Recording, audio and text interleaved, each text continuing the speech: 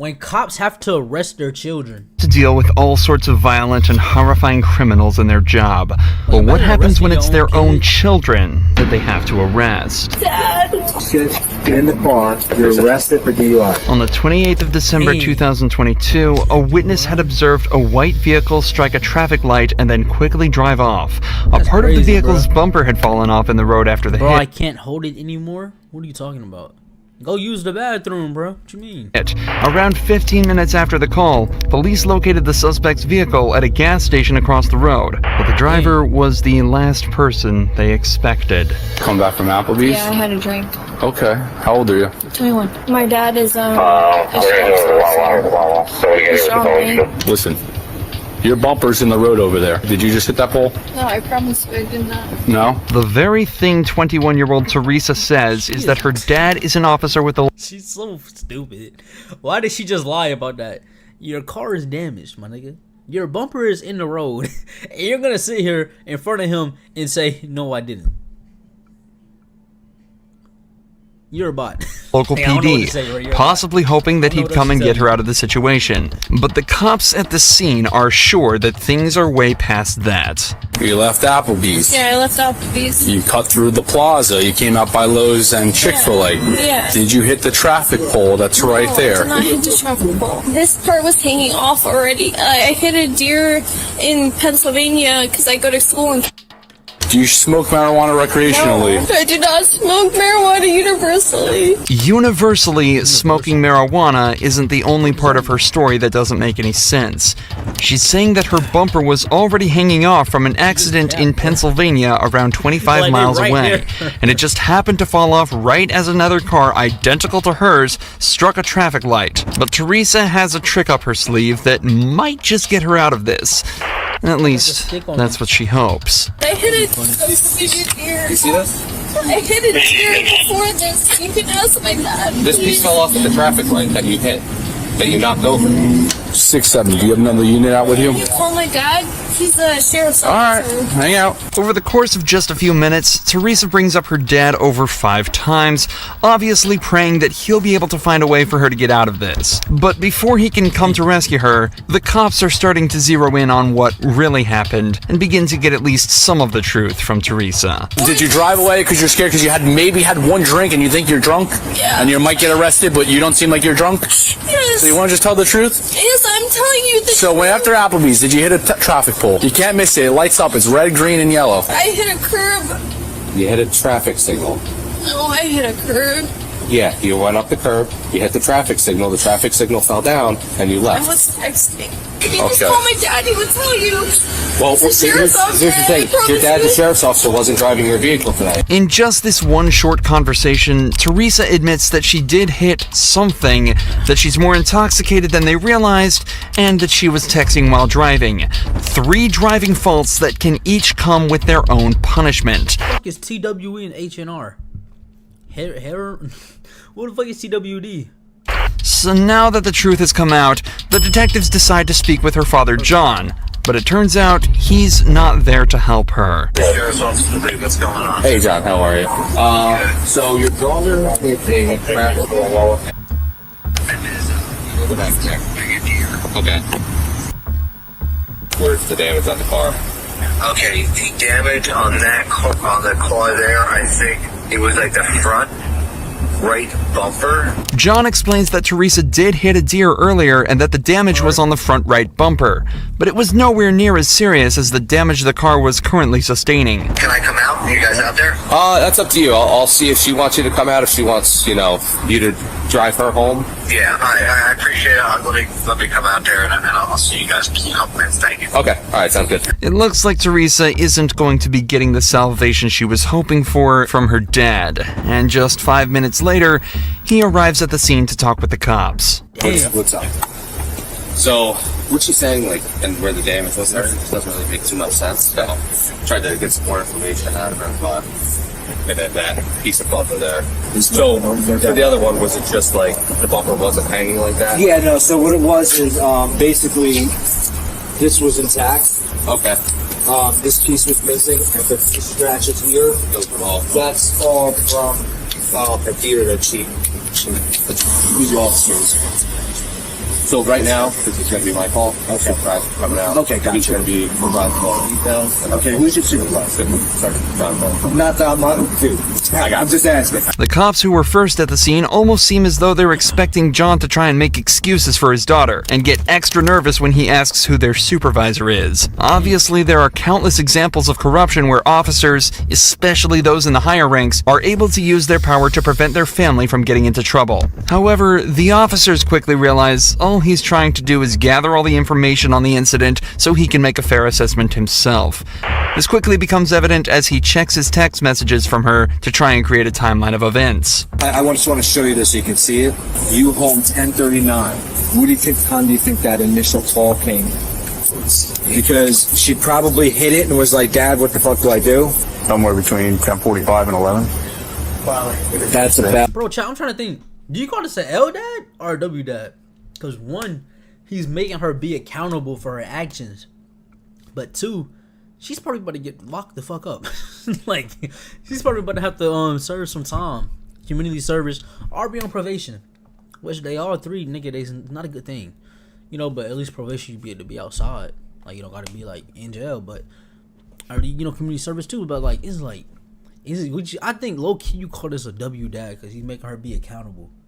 Even though he probably could try to get her out easily, take the easy route, but he's trying. I don't know, maybe trying to show, like, he's trying to teach her some lesson or some shit. You feel Out, right. When we're talking to her, she wasn't telling us what she said all. I mean, lying to. She knows better. I'm a cop. She knows. She knows not to do that. Well, maybe she didn't even. Do you think she? I'm not. I'm saying she didn't lie. Yeah. Okay. I want to be very clear about that. But she might not even look at the freaking car to see if there's any difference. However, despite John's willingness to help the officers out, the sergeant at the scene asks him not to get involved, so to guarantee the integrity of the investigation. So far, everything other than Teresa's conduct has been perfect and is a great example of proper policing. So, it's back to focusing on what Teresa had mentioned earlier. She says she'd only had one drink at Applebee's, but it's starting to seem as though she may be a little more drunk than they realize. Suspicions that were only confirmed after some field sobriety tests. And everything that happened today, I don't think that you were okay to take the operator from the vehicle. Dad! So, Dad! Dad! Where's my dad? Oh, your dad's right over here.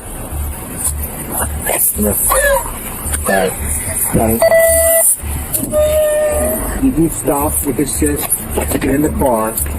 You're arrested for DUI. Go ahead. Have a seat. After being forced into the police vehicle by her own dad, Teresa was driven to the police station where her blood alcohol level was tested. It came back as 0.17%, over twice the legal limit. As of this upload, Teresa is still awaiting her penalty, but has been issued a court summons for driving under the influence, reckless driving, and failure to report a car accident. Teresa... That's bad. Is that like damn near a hit and run? Is that that's like a hit and run down there?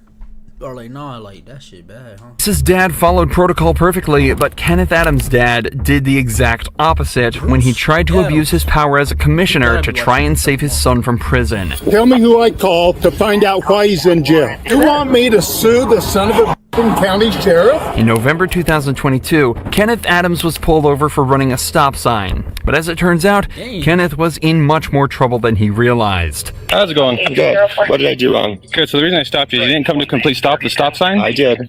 And then you didn't have your turn signal on? I sure did. Okay. I know for a fact I had my turn signal on. Okay. That's why I was surprised you were pulling me over, but whatever. The officer then took his license and ran it through the system, where he would discover Kenneth had a warrant out for burglary and theft of a vehicle. All of a That nigga did GTA? Yo. Hey.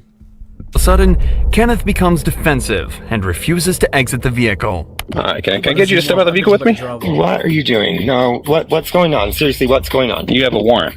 How do I have a warrant? I don't know how you have a warrant, but it's on our system right now. You have an active warrant out of 7th District Court here in San Juan. I've gone to... No, that's incorrect. They said burglary, right? Imagine getting robbed by this nigga. No, I'm sorry.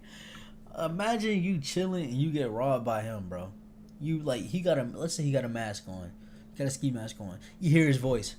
I would be so pissed off to get robbed like that, bro. I hear his voice and I'm like, the fuck?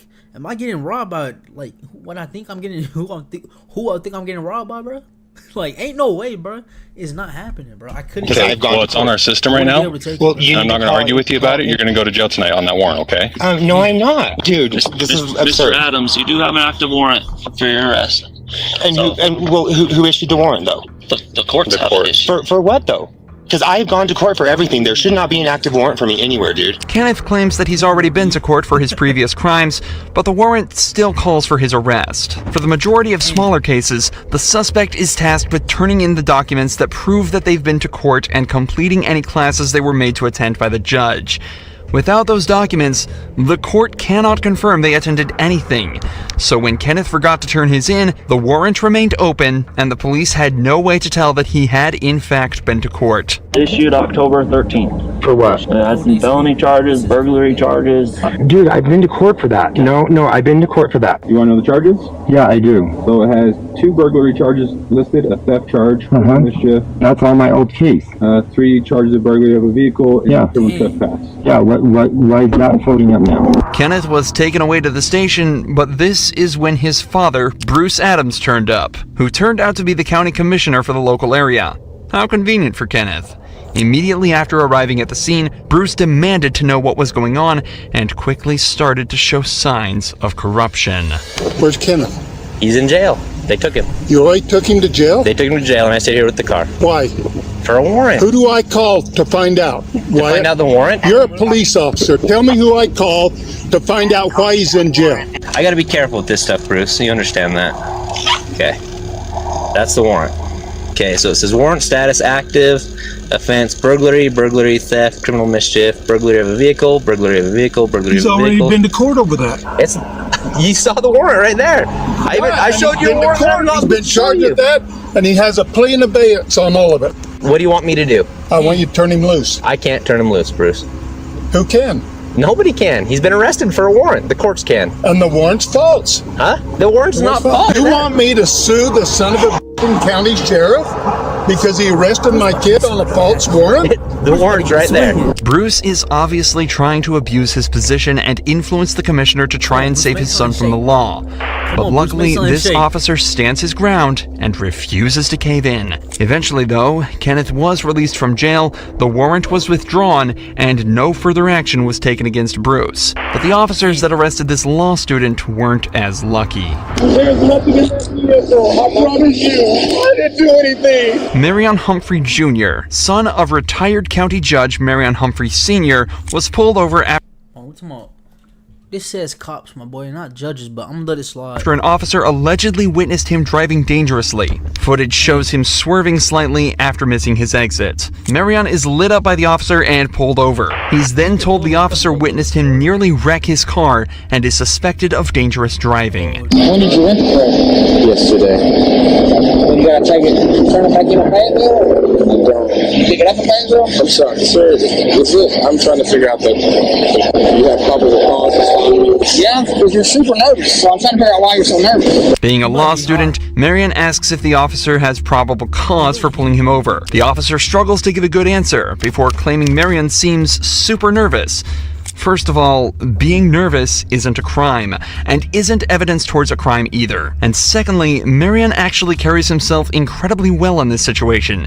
He complies with the officer's requests, asks why he's being pulled over, and why he's being held. He even calls his dad to listen in on the entire arrest, something the officer clearly didn't like, as he then asks to search Marion's U-Haul. If I bring a dog, is it going to hurt anything? Yeah, no, it's not going to hurt anything. I promise you.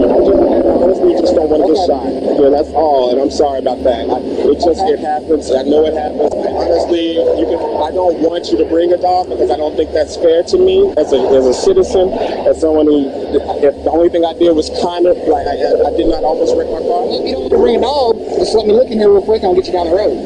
I don't have to bring a dog. I just think that's so invasive of my rights, but you can look in here if you like to. Marion does an extremely good job of eloquently showing how terrifying it can be to be stopped by the police while maintaining a calm and respectful tone with the officer the whole time. But regardless, Marion is placed in handcuffs for over an hour while the cops search his vehicle with a dog. According to the officer, the dog smelled narcotics and alerted the officers before even entering the U-Haul. The dog alerted on narcotics in the vehicle, so I detained him and he's in the back car while I searched the vehicle. Now, how does the dog work, bro? Like the nigga, are they working with Scooby? Did he say he has narcotics in the car? Like, but he almost did, so that's probably what I'm saying. Daddy, he's arresting me. He's arresting me. Give me your other hand. He's arresting me, Daddy. There's nothing in that vehicle. I promise you. Okay, go ahead. I didn't do anything. Predictably, the cops find nothing in the vehicle. Marion has since opened up a lawsuit against the officers, claiming they violated his 4th and 14th Amendment rights. As of this video's upload, the case is still ongoing. They must have planned it on him, chat.